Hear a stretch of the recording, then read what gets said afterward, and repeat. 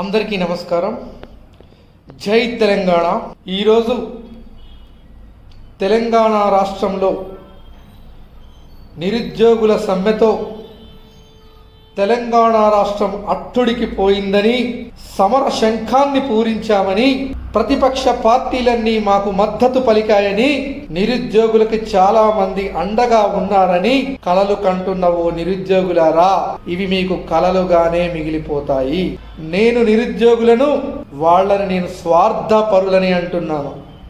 ఎందుకంటే మంచి విద్యార్హత ఉన్నా, మంచి ఉత్తీర్ణతో పాస్ అయినా, ఉద్యోగానికి కావలసిన అన్ని అర్హతలు మీకు ఉన్నా మాకు ప్రభుత్వాలు ఉద్యోగం కల్పించట్లేదు అన్న బాధ ఏదైతే ఉంది చూసారా, అది మరి మీ వరకు వస్తే తప్ప ప్రభుత్వాల పాలన తీరు మీకు కనపడట్లేదా అని నేను అడుగుతా ఉన్నా. మీ ఉద్యోగం మీకు ఇచ్చి, మంచి జీతం మీకు ఇచ్చి, సకల సౌధాలు మీకు అందిస్తే ఈ తెలంగాణ రాష్ట్రం ఎటు పోతున్నా మీకు అవసరం లేదా? కాంగ్రెస్ పార్టీ అధికారంలోకి వచ్చే ముందు లక్షల ఉద్యోగాలను భర్తీ చేస్తామని, జాబ్ క్యాలెండర్లు రిలీజ్ చేస్తామని అంటే నమ్మి ఓట్లేసామని చెబుతున్నావు అమాయక నిరుద్యోగులారా. వాళ్ళేమన్నా మాట మీద నిలబడడానికి సత్యహరిశ్చంద్రులా? రాజకీయ నాయకులకు మాట మీద నిలబడే రాజకీయ సాంప్రదాయం మన దగ్గర ఉందా అని మిమ్మల్ని అడుగుతా ఉన్నా. ఎన్నికలంటే కోట్ల రూపాయలు ఖర్చు పెట్టుకొని, డబ్బులతో ఓట్లు కొనుక్కొని, దేవుడు మీద కూడా ప్రమాణాలు చేయించుకునే నీచ సంస్కృతి ఉన్న ఈ రాజకీయ నాయకులు కొంతమంది మీద ఇంకా మీకు నమ్మకం ఉందా? వాళ్ళ అధికారంలో రావడం కోసం వాళ్ళ బిడ్డల మీద కూడా ప్రమాణాలు చేసే నీచ సంస్కృతి కొంతమంది రాజకీయ నాయకుల్లో ఉంది. అలాంటి వారిని మీరు నమ్మి ఓట్లేశారా అని మిమ్మల్ని అడుగుతా ఉన్నా. మీరు ఇన్ని సంవత్సరాల నుంచి ఓట్లేస్తూ ఉన్నారు అంటే రాజకీయ ప్రక్రియ ఏ రకంగా జరుగుతుందనేది మీకు తెలుసు. ఇవాళ ఎమ్మెల్సీకి ఓట్లేసే వాళ్ళు కూడా ఓట్లను అమ్ముకుంటున్నారు, గ్రాడ్యుయేట్స్ కూడా. అంటే ఎక్కడ తప్పు జరుగుతూ ఉంది? మీ ఉద్యోగం మీకు ఇస్తే చాలా, తెలంగాణ ఎటు పోయినా పర్వాలేదా? ఈ రాష్ట్రం ఏమైపోయినా పర్వాలేదా? అసలు ఎవడు ఏలుతున్నాడు? ఈ తెలంగాణ రాష్ట్రం ఎంత రిసోర్సెస్ ఉన్న ప్రాంతము. అక్షయ పాత్ర లాంటి హైదరాబాద్ మన దగ్గరుండి అప్పుల పాలైపోయి ఉద్యోగులకు సరిగ్గా జీతాలు కూడా చెల్లించట్లేదు అనుకుంటే, లక్షల కోట్ల రూపాయలు యథేచ్ఛగా పాలకులు దోపిడీ చేస్తున్న విషయం మీకు కనపడట్లేదా అని అడుగుతా ఉన్నా.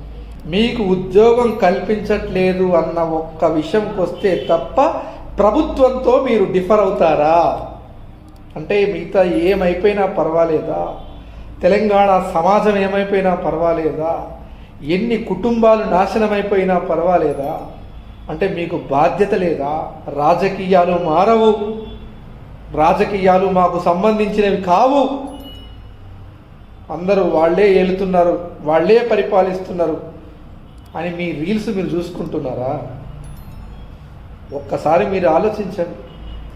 అంటే మార్పు ఖచ్చితంగా రావాలి అంటే ఎటువంటి పాలకులు ఉండాలో, ఎటువంటి వాళ్ళు పాలసీలు చేయాలో వాళ్ళు ఉంటేనే మనం ఇక్కడ మనుగడ సాగించగలం.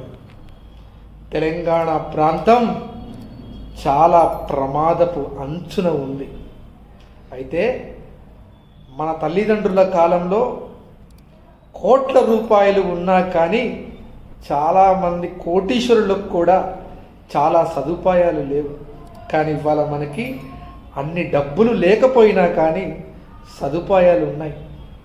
టెక్నాలజీ ఉంది, మనకి మన చేతుల్లో ఉంది. అయితే దీన్ని ఎలా వాడుకుంటున్నాము? ఇప్పుడు మీరు ఇబ్బంది పడితే తర్వాత తరం వచ్చే పిల్లలు ఎంతవరకు ఇబ్బంది పడతారో, ఇదే తీరున పాలకులు కొనసాగితే మీ పిల్లల పరిస్థితి ఏంటి అని ఎప్పుడైనా ఆలోచించారా? అయితే ఇంటికి ఒక ఉద్యోగం కాదు ఇప్పుడు కావలసింది, ఇంటికి ఒక ఉద్యమకారుడు కావాలి. ఈ ఉద్యమకారులు ఎప్పుడైతే సామాజిక తెలంగాణలో ఈ నాయకుల పరిపాలన ఎప్పుడైతే మారుతుందో, కొత్త నాయకులు ఎప్పుడైతే, మంచి నాయకులు ఎప్పుడైతే పుడతారో అప్పటి వరకు మీ అవస్థలు ఈ వ్యవస్థలో కొనసాగుతూనే ఉంటాయి. కాకపోతే ఈ తెలంగాణ రాష్ట్రం ఎటుపోతున్నది, ఏమైపోతున్నది అనేది ఒక్కసారి మీరు ఆలోచన చేసి తీరాలి. ఖచ్చితంగా ప్రతి దాంట్లో మీ పాత్ర కనిపించాలి. ఇవాళ కేవలం మీ ఉద్యోగాల కోసమే రోడ్లెక్కారు కానీ రైతుల కోసం రోడ్లెక్కారా? ఊరూరా బెల్ట్ షాపులు ఏర్పాట్లు చేసి మద్యం తాగి ఎంతమంది చచ్చిపోతున్నారో తెలుసా? ఎంతమంది మైనర్లు మద్యం తాగి యాక్సిడెంట్లకు గురై చనిపోతున్నారో, వాళ్ళు ఎన్ని ప్రమాదాలు చేస్తున్నారో. ఇవాళ గంజాయి లాంటిది తెలంగాణలో యువకులు ఎంతమంది నాశనమైపోతున్నారో, తెలంగాణ యువతరం ఎటుపోతున్నదో, తెలంగాణ ఏమవుతున్నదో అని ఎప్పుడైనా మీరు రోడ్డెక్కారా? అంటే కేవలం మీకు ఉద్యోగం విషయంలో ప్రభుత్వాలు సానుకూలంగా లేవని ఇవాళ మీరు అంటున్నారే.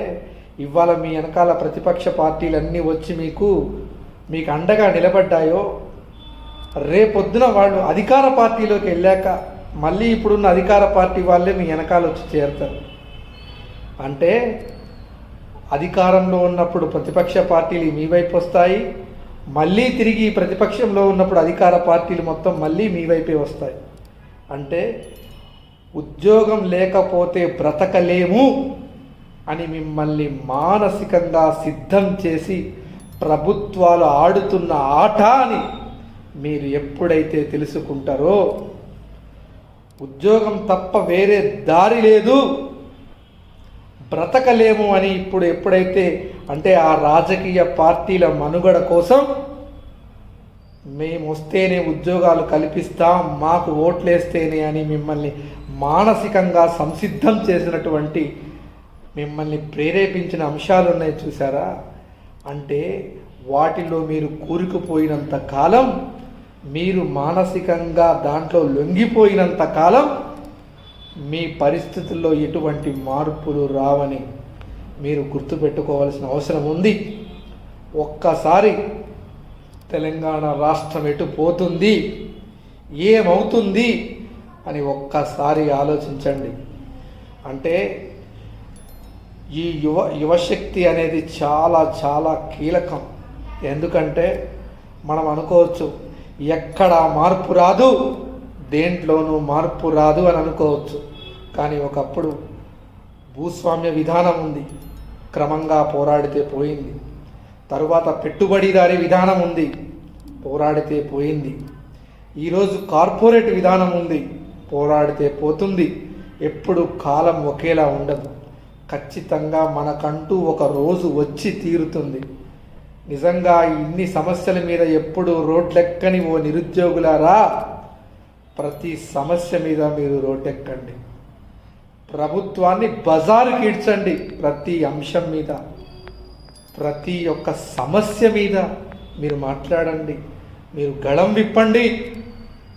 పోరాడితే పోయేదేమీ లేదు, బానిస సంఖ్యలు తప్ప అనే మాటను మీరు ఒక్కసారి దాన్ని స్వీకరించండి. మీ యొక్క ఆ స్పిరిట్ చూపించండి. ఖచ్చితంగా తెలంగాణ రాష్ట్రం మళ్ళీ సస్యశ్యామలంగా అవుతుంది. అందరూ సస్యశ్యామలంలో ప్రశాంతంగా ఉండే రోజులు వస్తాయి. ఆరోగ్యకరమైన తెలంగాణ మళ్ళీ మనకు వచ్చి తీరుతుంది. ఆ రోజు మనం చూస్తాము తప్పకుండా. ధన్యవాదాలు.